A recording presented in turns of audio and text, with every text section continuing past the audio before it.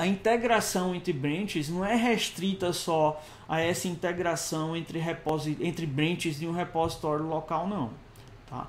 Quando a gente manda coisas através de um push ou de um pull request para um fork, para um repositório remoto, nesse repositório remoto tem uma versão pelo menos do master lá e tem uma versão do master local. Você evoluiu a versão do master local, né, adicionando novos commits, mas pode ser que a versão do master remoto tenha sido evoluída por um outro desenvolvedor com outros commits. Então, na hora que você quer mandar essas suas contribuições no master, é preciso fazer um merge também.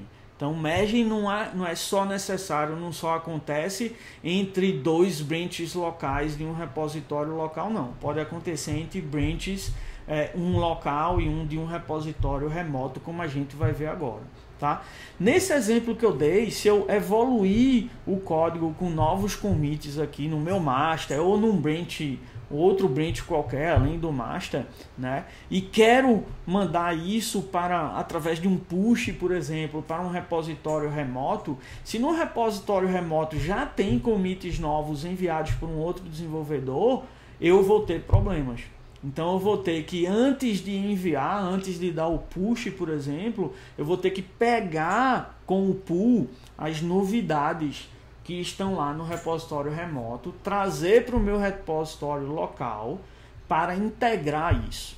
Então, na verdade, esse comando git pull faz duas operações. O fetch, que é um outro comando, também git fetch, seguido do git merge. O git fetch ele só traz as novidades do remoto para o local, certo? Mas não integra. Aí o git merge em seguida é quem faz essa integração. Então esse merge aí entre branches, um local e um remoto, é o que a gente vai ilustrar agora, certo? Aprofundando um pouco o que a gente viu na aula passada, porque isso é uma situação nova. Certo? Então nessa figura aqui, o que a gente tem é basicamente aí, no repositório local, a gente evoluiu o repositório local, criando um novo commit verde, certo?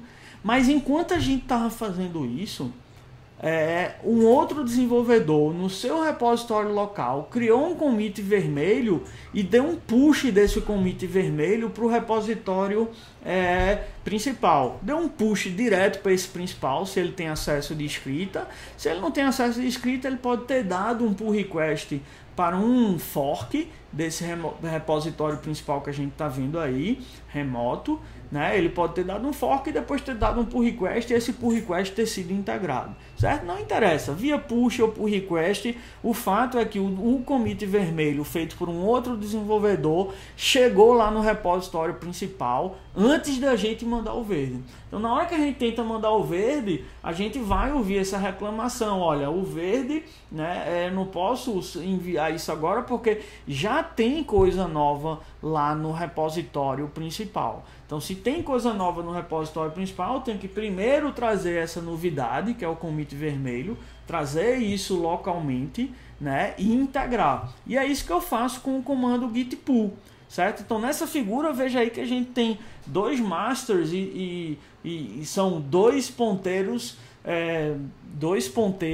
de branch, né? São dois branches master, o branch master local do meu repositório e o correspondente dele no repositório remoto. Então, dando o git pull, tá? O que acontece é eu trago o commit vermelho localmente, certo? Como vocês estão vendo aí na figura, na parte de baixo, o commit vermelho chegou no repositório local e como o pull dá o fetch, que é trazer o vermelho, e logo em seguida o merge, foi criado esse commit amarelo, integrando as mudanças feitas tanto no vermelho quanto no verde, certo? E atualiza o branch, o ponteiro do branch e o ponteiro do head. Tá? Então isso daí é um exemplo de integração entre branches, né? É o mesmo branch, inclusive master, só com master local com master remoto, tá? Então isso ilustra o git pull. Trouxe o commit vermelho, criou o merge, assumindo que não teve conflito, certo? Ele criou esse commit amarelo, merge aí sem problema, e após isso, aí sim a gente pode dar o push e atualizar o repositório remoto com essa nova integração de código em amarelo que a gente está vendo aí, certo? Então essa é a ideia básica desse Git pull, é uma ideia similar de merge que a gente viu na aula passada, né? Porque ele faz primeiro o fetch seguido do merge. Então não poderia ser muito diferente, mas só que entre branches de repositórios, um local e o outro remoto. E essa é uma situação boa aí, onde eu fiz o verde, o outro cara fez o vermelho e a gente depois integrou. Mas tem situações mais complicadas. Eu posso ter feito o verde ou ter começado a trabalhar no verde, mas não ter fechado o commit ainda, não ter dado o commit ainda, porque minhas alterações são complicadas, eu ainda não consegui terminar. E o que é que eu faço se eu tiver que trazer algo novo do repositório principal numa situação dessa, certo? Então aí a gente vai usar o git stash, que tem como objetivo gravar temporariamente mudanças parciais. Se as mudanças fossem completas, não fossem parciais, eu criava um commit e gravava elas.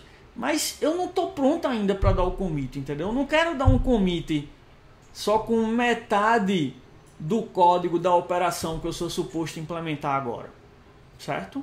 Ou eu mesmo posso até ter terminado a operação, mas ainda não fiz os testes para ela. Não quero dar o commit sem ter testado, certo? O que é que eu faço nessa situação? Tá? Então esse comando git stash, ele serve justamente para isso. Então lembre aqui que no repositório local a gente tem várias áreas. Tem a área de trabalho, que é onde é o diretório que a gente vê no sistema operacional. É o que a gente vê na nossa IDE, certo? Tem a área de staging ou index, que é quando a gente termina uma mudança, acha que quer mandar ela, a gente manda para staging, para depois ir lá para cima, para o histórico de commits, certo? E tem esse stash aí, que como eu falei, é uma área temporária. Então vamos supor, eu estava nesse commit aqui, o último aí que o head está apontando, e nele eu tinha os arquivos preto, vermelho e verde, como a gente está vendo lá no repositório local. Mas o verde eu decidi alterar para laranja, para corrigir, para adicionar uma nova funcionalidade, por exemplo. Mas como eu falei, eu ainda não terminei essa funcionalidade. E se alguém disser, eita, chegou um commit novo lá no repositório principal, remoto, certo? Que corrige um bug gravíssimo, que todo mundo tem que já atualizar o seu código com a correção do bug. O que é que eu vou fazer? Eu estou aí com alterações não terminadas. Vou descartar essas alterações? Não. Vou criar um commit artificial só para conter essas alterações parciais? Também é ruim, vai poluir a história e tal. Então a ideia é usar esse comando git stash. E o que é que ele faz? Pega as minhas modificações parciais, o laranja, lembre que o original era verde, pega as minhas modificações parciais, tira da working area e bota no stash. Então aqui a gente vê agora o stash, tem minhas modificações parciais, o código laranja, e a working area volta para o que era antes do último, o conteúdo do último commit, antes de eu ter começado a alterar esse arquivo de verde para laranja, certo? Então agora nessa situação, estou numa situação estável, aí posso começar a fazer minha outra tarefa em cima de verde. Essa minha outra tarefa em cima de verde pode ser, por exemplo, corrigir um bug em verde, em preto, em vermelho. Pode ser. Pode ser que seja puxar uma correção de bug lá do repositório principal. Mas eu não poderia fazer isso com alterações parciais. sem comitá-las. Isso daria problema, o Git não deixaria. Então joguei o que eu tinha, vamos dizer assim, eu joguei o meu rascunho para o stash, e a working area lá no meu editor tá tudo a versão antes do rascunho. E aí eu posso trabalhar em cima dessa versão antes do rascunho, certo? Eventualmente criar novos commits com ela, posso integrar código com o que vem de cima através de um pool, certo? Posso fazer 1001 coisas sem atrapalhar aquele progresso que eu fiz naquele arquivo laranja. Uma vez que eu terminei de fazer o que eu quero, certo? Eu volto para o laranja, certo? Então esses testes ajudam a gente a mudar de tarefa. Às vezes eu estou trabalhando numa tarefa, não terminei ainda, tenho que mudar para outro branch, ou aí no caso mesmo, tenho que fazer algo no master, mas poderia ser em outro branch, e não tive tempo de terminar aquilo e tenho uma urgência para fazer isso. Aí eu pego o que eu parcialmente fiz, jogo para o stash com o comando git stash, trabalho normalmente na working area com o conteúdo anterior às modificações, e depois eu posso voltar para o stash. Então essa área de stash na verdade é uma pilha, tá? Então aí nesse exemplo que eu dei só tinha um elemento na pilha, é como quando eu tivesse dado aquele git stash, não tivesse ninguém na pilha e ficou um elemento. Mas na verdade é uma pilha e já poderia ter alguém lá. Então se eu estava trabalhando no laranja, certo? Quando eu dei git stash, aí o laranja foi lá para a pilha, né? Mas se já tivesse antes alguma modificação, o azul aí, por exemplo, essa modificação está lá também. Então isso daí seria uma situação onde eu comecei a trabalhar no verde, aí comecei a fazer uma correção, uma melhoria, uma refatoração, vamos dizer, é o azul. Aí não terminei a refatoração, aí o meu gerente diz, olha, para de trabalhar nessa refatoração, a gente tem que entregar até o final da semana uma nova feature laranja, trabalha nela. Eu dei stash, aí o azul foi pro stash, o verde voltou pro working area, alterei o verde para ser o laranja agora, o azul tá lá no stash, tô trabalhando no laranja, aí vem o bug urgente, o bug fixo urgente que tem que ser feito. Aí mandei o laranja pro stash e agora posso corrigir o bug em cima do verde, certo?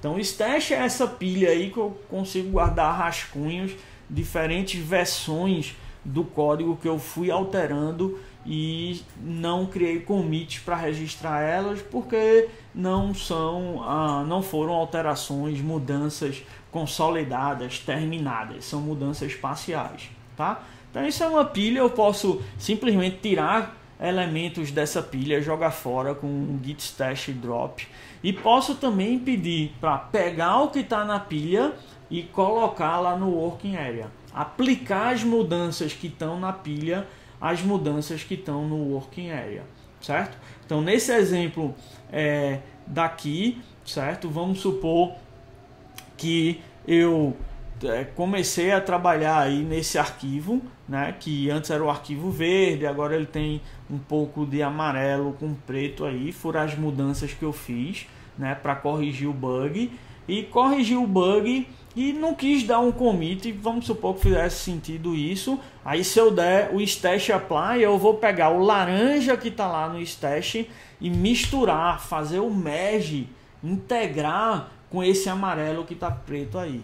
Aí a gente fica essa situação aqui, onde eu peguei o rascunho que estava no stash e atualizei o meu working area com essas modificações, certo? Isso porque eu não tinha dado commit no esse amarelo com preto, então mistura as duas coisas, é feita uma integração de código. Então isso é uma outra forma de integrar código, certo? Se aqui nesse momento eu tivesse dado um commit nesse amarelo e preto, aí isso iria atualizar o histórico de commits lá no repositório principal, né? E iria ser feita a atualização depois com o laranja, certo? Em cima desse conteúdo daí, tá? Então essa é a situação, né? O stash ele é realmente integrado ao código que está na working area, e assim como com merge, pode haver conflitos. Se lá naquele laranja eu alterei, adicionei, por exemplo, um método lá no final da classe, e no amarelo eu também adicionei um outro método no final da classe, quando eu der o stash apply ali vai dar conflito, né? Mas se eu alterei em áreas diferentes da classe, quando eu der stash apply lá, vai ser feito a mistura dos arquivos. Não é criado um novo commit de merge nem nada, mas há de fato integração de código. Os arquivos são misturados. Há um merge dos arquivos, mas não é criado um commit de merge, certo? Então essa é uma outra forma de trabalhar.